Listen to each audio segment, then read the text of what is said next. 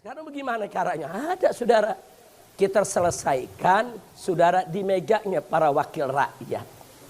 Yaitu DPR saudara. DPR itu kan wakil rakyat. Mereka bisa gelar sidang rakyat saudara. Apa namanya? Ada interpelasi, ada angket. Saudara panggil itu semua yang terlibat dalam kecurangan. Presidennya saudara panggil. Semua penyelenggara pilpres panggil. Saudara MK-nya, KPU-nya, Bawaslu-nya panggil semua. Saudara. Kalau ada yang bilang, tapi Habib ini negara hukum. Nggak bisa diselesaikan DPR. Siapa bilang? Ada dua cara penyelesaian di kita punya negeri saudara. Pertama penyelesaian hukum. Penyelesaian secara hukum. Itu MK tempatnya. Ada juga penyelesaian secara politik. Tempatnya di DPR saudara. Siapa bilang DPR tidak bisa mengambil keputusan? Siapa bilang DPR tidak bisa mengambil satu kebijakan? Siapa bilang DPR tidak bisa mengambil sikap?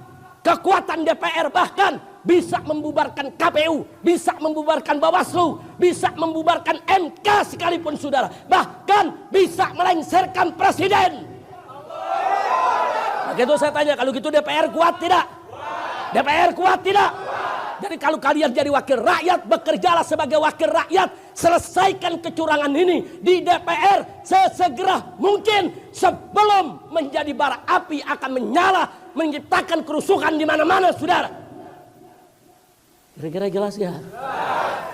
Lu jago banget lu politik. Kira-kira jelas ya? Nanti DPR bisa beresin nggak? Ada ketua partai politik ngomong begini, jangan diselesaikan di DPR.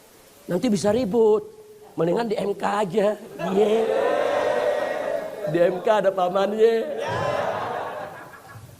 Yang bikin ribut bukan DPR, bukan. Yang bikin ribut ente curang.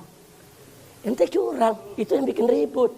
Kalau ente nggak curang kan nggak ribut, betul? Betul?